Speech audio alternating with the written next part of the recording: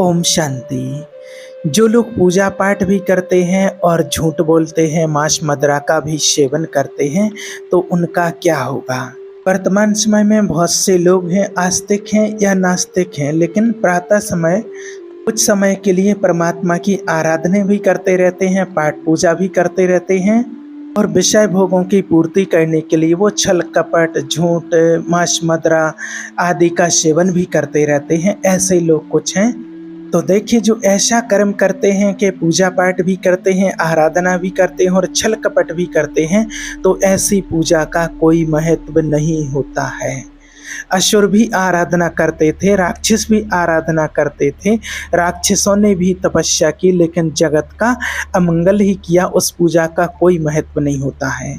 जो पूजा श्री विग्रह की अर्चना वंदना की जाए और बाहर राग द्वेष किया जाए अन्य शरीरधारियों से, वो पूजा ऐसी हो जाती है कि राख में किया हुआ हवन हो। वो पूजा इस प्रकार से हो जाती है।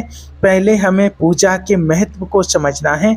आराधना करते हैं दर्शन करने के लिए, तो उसके महत्व को हमें समझना है। पूजा करने का महत्व क्या होता है, दर्शन करने का, मंदिर जाने का महत्व क्या होता है, पहले इस बात को समझना है।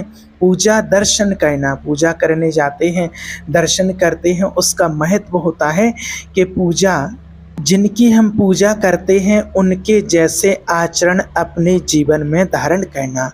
उनके आचरण कैसे थे, जिनका हम दर्शन करते हैं, तो उनका दर्शन करके हम अपने आचरणों में पवित्रता लाएं, अपने आचरणों में परिवर्तन लाएं।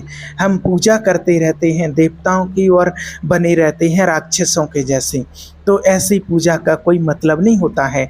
आपके, मान लीजिए कि आपके घर में आपका बेटा है और आपका बेटा है और वो रोज़ आपकी सुबह शाम मान लीजिए पूजा ही करता है, आपके पैर छूता है, आपके पैरों में सिर रखता है और आपको प्रसन्न करने की कोशिश करता है, लेकिन आप जो बात बच्चे से बोलते हैं वो एक भी बात नहीं मानता है बच्चा और उल्टे सीधे काम करता है।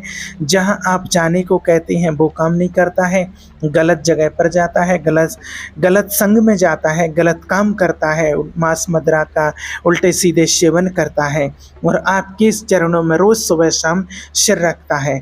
तो क्या आप प्रसन्न रहेंगे? आप खुद सोचिए, आप प्रसन्न रहेंगे? नहीं रहेंगे ना। और अगर बच्चा भले आपके पैरों में सिर ना रखे, आपकी इतनी पूजा ना करे, सिर्फ आपकी बात मानता रहे कि जैसा आप कहेंगे वैसा काम करता रहे, तो आप प्रसन्न रहेंगे। स्वयं इसी प्रकार जिनके हम दर्शन करने के लिए जाते हैं, भगवान हमारा पिता है, हम सभी उनके बच्चे हैं, हम उनकी पूजा करने जाते हैं, उनकी आराधना करने जाते हैं, उनकी सुबह शाम गुणगान करते हैं और बस 10 मिनट के लिए मंदिर गए और मंदिर में 2 अगरबत्ती लगाई, 2 अगरबत्ती लगा करके आते हैं और पूरा दिन में छल कपट, झूठ इत्यादि, मांस मदिरा कुछ भी करते रहते हैं, उल्टा सीधा किसी के संग गलत काम भी करते रहते हैं। तो इससे अब क्या होगा? भगवान क्या ऐसे काम करने के लिए कभी कहता है? भगवान तो कहता है कि मेरे आचरणों पर, सद्मार्ग पर चलो, और हम उस मार्ग पर चलते नहीं हैं, तो भगवान कैसे प्रसन्न रहेंगे? जब आप अपने बच्चे से जो बोलते हैं वो बात नहीं मानता है, तो आप प्रसन्न नहीं रहते हैं और भगवान को आप पूजा तो कर रहे हैं उनकी, लेकिन जो वो भगवान कहते हैं उसकी बात को नहीं मानते हैं, तो भगवान कैसे प्रसन्न हो सकते हैं? इसलिए ऐसी पूजा का कोई महत्व नहीं होता है। आप इतनी पूजा ना भी कर पाएँ तो कोई बात नहीं, लेकिन आप जिनकी पूजा करने जाते, मंदिर में जाते, उनके जैसा आचरण, उनके जैसे गुण अपने अंदर धारण कर लो। जिन इष्ट देव को आप मानते हैं, श्री राम जी भगवान हैं, विष्णु जी, श्री कृष्ण, माता दुर्गा, गणेश जी, शिव जी, किसी को भी आप मानते हैं, तो उनके कम से कम 5% गुण आपके अंदर होना चाहिए, तब तो माने जाएंगे कि आप उनकी आराधना करते हैं, आप उनके भक्त हैं, आप उनके बच्चे हैं। और अगर आप में एक भी गुण नहीं है तो कैसे माने जाएंगे कि आप उनके बच्चे हैं, आप उनके भक्त हैं? इसलिए देखिए, सच्ची पूजा का स्वरूप यही है कि आप रोज़ आरती पूजा ना करें, लेकिन किसी से विद्रोह ना करें, किसी से हिंसा ना करें, किसी को कष्ट ना दें, अब पूजा तो आप कर रहे हैं और शराब भी पी रहे हैं, मांस भी खा रहे हैं और व्यभिचार भी कर रहे हैं, पर स्त्रियों पर गंदी नज़र डाल रहे हैं, गंदी दृष्टि से देख रहे हैं, तो क्या पूजा हुई? वो नाटक है, कोई पूजा नहीं है। पूजा का मतलब ही है सद आचरण करना, सद विचार करना, सद्गुणों को धारण करना, सद्भाव रखना। और अगर सद्भाव नहीं, सद विचार नहीं, सद आचरण नहीं, असद आचरण है, असद विचार है, असद क्रिया कर रहे हैं, तो क्या क्रिया है? वो क्या पूजा हुई? पूजा करने तो वाले तो बहुत देखे गए हैं जो आसुरी प्रवृत्ति के और आसुरी कर्मों से युक्त थे, तो उस पूजा का क्या लाभ हुआ? पूजा तो असुर भी करते थे, राक्षस जन भी किए थे। ऐसी भारी तपस्या हिरण्यकश्यपु ने की, जो आपने देखा है, सभी ने देखा है। ऐसी भारी तपस्या की जो कोई ऋषि मुनि बिरला ही कर पाएगा, ऐसी तपस्या। लेकिन परिणाम क्या निकला? वो पूरे जगत के साधु महात्मा ऋषि मुनियों को, संसार के लोगों को, जो धर्मात्मा जन थे, उनको कष्ट देने की सोचा। तो क्या किया? उसका अंत कर दिया ना भगवान ने। उसको सब कुछ उसका नष्ट हो गया। जो तपस्या की थी उसका कोई उसको फल नहीं मिल पाया है, सारे वरदान उसके मिथ्या हो गए हैं। तो तपस्या तो औरों ने बहुत की, शुम्भ निशुम्भ कितने राक्षस हुए हैं, लेकिन जगत का अमंगल किया। साधुता, भक्ति, भगवान का भजन, परमात्मा को याद करना, इस बात का होता है कि परहित सरस धर्म नहीं भाई। दूसरों को सुख दिया जाए, हमारा व्यवहार, हमारा आचरण पवित्र हो, तब तो हमारी भक्ति सच्ची मानी जाएगी। अब 1 घंटे आप जाते हैं मंदिर में, ठाकुर जी के सामने, किन्हीं भी देवी देवताओं के सामने जाते हैं और 1 घंटे बैठ कर के भक्ति का नाटक किए और बाहर निकल कर के छल किया है, कपट किया है, कुछ भी करते रहते हैं। तो ऐसी पूजा से फिर कुछ नहीं होने वाला है आपका। आप जो मूर्ति में देखते हैं, जो दर्शन करने के लिए जाते हैं, तो उसी परमात्मा की संतान हम सभी हैं और वही आत्माएं सब चैतन्य शरीरों में विराजमान हैं। अगर सब शरीरों में जो आत्माएं विराजमान हैं उनके साथ गलत व्यवहार करते हैं, छल कपट करते हैं, तो मूर्ति वाले वो ठाकुर जी प्रसन्न होने वाले नहीं हैं। ये पक्की बात है, इसको आप मान लीजिए। और छल कपट करने वाले का, जो गलत काम करते हैं, उसकी पूजा पाठ तो मानी ही नहीं जाएगी। पाप कर्म की सजा तो मिलेगी ही उसको, क्योंकि भाव से पूजा पाठ होती है और जो अधर्म आचरण करता है उससे भगवान कभी प्रसन्न नहीं होते हैं। इसलिए तो देखिए, आज जिसने सच्चे मन से भक्ति की है, सच्चे मन से परमात्मा की आराधना की है, उसने जब जहाँ जैसे परमात्मा को पुकारा है और भगवान ने उसकी मनोकामनाएं पूर्ण की हैं। आज देखिए, ध्रुव प्रहलाद ने भगवान को पिता के रूप में माना है, सुदामा सुग्रीव ने मित्र के रूप में माना है, मीरा ने साजन के रूप में प्रभु को माना है, सुदामा ने सखा मित्र के रूप में भगवान को माना है। माने जिसने भी जिस रूप में, एक रूप में सच्चे मन से आराधना की है और उनकी मनोकामनाएं पूर्ण हुई हैं। और आज दुनिया में लोग जाकर के मंदिर में क्या कहते हैं कि तुम ही हो माता, तुम ही हो पिता, तुम ही हो बंधु, चा सखा तुम ही हो, तुम सब कुछ हो, तुम ही माता हो, पिता हो, बंधु हो, सखा हो, गुरु हो, सब कुछ हो। और सब कुछ मानने के बाद भी उनकी इच्छा पूरी नहीं होती है, तो गलती मंदिर वाले की नहीं है, गलती आपके अंदर से है कि आप सिर्फ मानते तो बोल के आते हैं, तुम ही हो माता, चिता, बंधु, चा सखा, सब कुछ तुम ही हो, मंदिर में बोल करके आते हो और निभाते हो दुनिया वालों के साथ। मंदिर वाले में इतना विश्वास नहीं होता है, इसलिए ऐसे पूजा नहीं होती है और ना ही ऐसे भगवान भोग स्वीकार करते हैं। कैसे माना जाएगा कि आप भगवान की पूजा कर रहे हैं? भगवान तो होता है भाव का भूखा, भाव का भूखा हूँ मैं और भाव ही एक सार है। भाव से जो मुझको भजे सो भव से भेड़ा पार है, और भाव बिन सुनी पुकारें मैं कभी सुनता नहीं, और भाव पुरटे रत रही करती मुझे लाचार है। जो भाव से पुकारते हैं वो लाचार कर देती है वो भावना ईश्वर को, और वो भगवान उनके पास चले आते हैं। और जब जिसके अंदर भाव ही नहीं है, जो छल कपट करने वाला होगा उसके अंदर भाव क्या होगा, और जब भाव ही नहीं तो वो भक्ति पूजा पाठ क्या करेगा।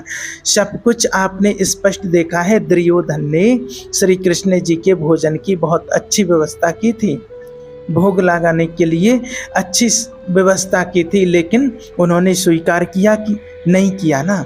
और विदुर रानी के यहाँ जा कर के मांग के खाया और छिलके पाए, छिलके खाए। सब कुछ जानते हैं, सब लोग जानते हैं, इस बात को पूरी दुनिया जानती है।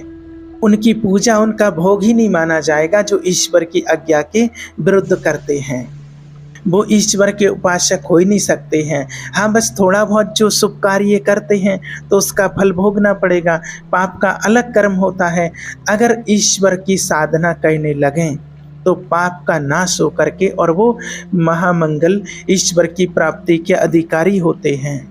पाप आचरण करने वाला व्यक्ति अगर वो दूसरों के प्रति छल कपट हिंसा का व्यवहार करता है और घर में या मंदिर में भगवान को भोग लगाता है या कुछ भी बनवाता है, कितने प्रकार के भोग लगवाता है, तो भगवान उस भोग को कभी स्वीकार नहीं करते हैं। इस बात को ध्यान रखना।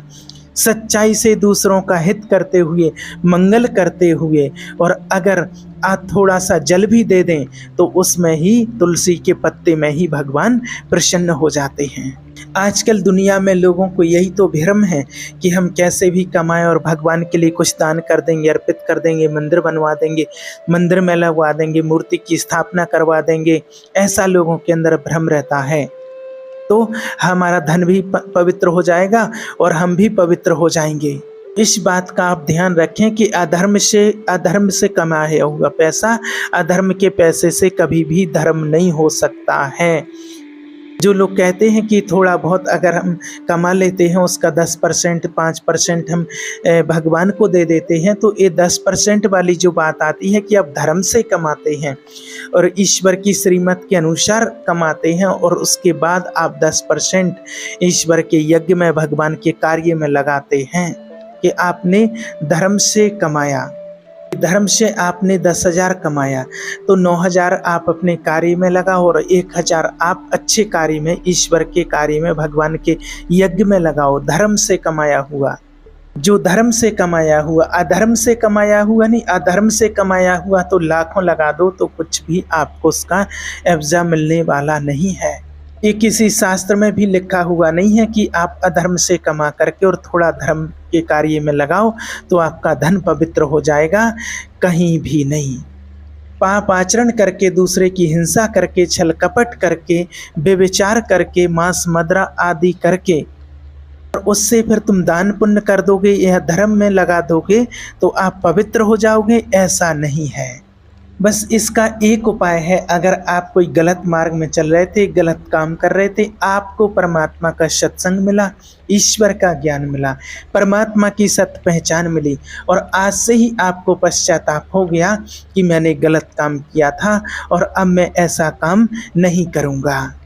अब मेरा मंगल होने का उपाय क्या हो सकता है? तो आप आए ईश्वर के पास, ईश्वर की शरण। और जब परमात्मा का आपको ज्ञान मिल जाता है और आप भगवान से कहते हैं कि प्रभु आज तक जो गलत किया अब मैं आगे से नहीं करूँगा और आपकी श्रीमत के अनुसार ही चलूँगा, मैं कोई पाप कर्म नहीं करूँगा। और आप परमात्मा को याद करते हैं, उनका ध्यान करते हैं, मेडिटेशन करते हैं, पावरफुल मेडिटेशन करते हैं और सद्मार्ग में चलने लगते हैं, तो उस आत्मा का कल्याण हो जाता है, फिर उसके पाप कर्म नष्ट हो जाते हैं। लेकिन ऐसा नहीं कि आप रोज पाप आचरण करो और 10%, 5% आप अच्छे कार्य में लगाते जाओ और इस धर्म में देते जाओ तो आपका धन पवित्र हो जाएगा, ऐसा नहीं होता है। देखिए, जैसा धन होता है वैसे ही मन बनता है। इसलिए आपको एक बार और भी बता चुके हैं पहले कि जो हमारे घर में धन आता है तो धन तो हर कोई कमा लेता है, लेकिन धन के साथ में बद्दुआएं नहीं आना चाहिए, धन के साथ में दुआएं आना चाहिए। किसी की हाय लगा हुआ धन आपके घर में नहीं आना चाहिए और वो घर परिवार, उस घर में रहने वाले सदस्य, बच्चे, जो कोई भी उस धन का उपयोग करते हैं तो उनके साथ में अच्छा नहीं होता है। इसलिए आपने देखा होगा कि कई लोगों की ऐसी माने गलत कमाई से जो कमाते हैं तो उनके घर में विद्रोह, कलह क्लेशी मचा रहता है। पैसा तो रहता है लेकिन उनके घर में कभी शांति नहीं रहती है। तो कभी भी किसी प्रकार से गलत तरीके से कमाया हुआ पैसा आपको घर में नहीं लाना है। भले धन कम हो लेकिन धन के साथ में धर्म जुड़ा हुआ हो, धन के साथ में दुआएं आएँ, ऐसे धन ही आपको अपने घर में लाना है और अपने बच्चों के कार्य में उस धन को उपयोग करना है।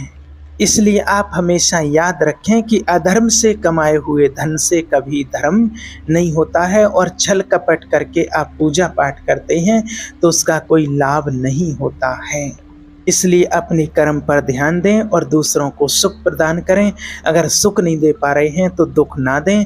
अगर किसी के साथ अच्छा नहीं कर पा रहे हैं तो उसके साथ बुरा व्यवहार ना करें। इस बात का ध्यान रखना है। ओम शांति।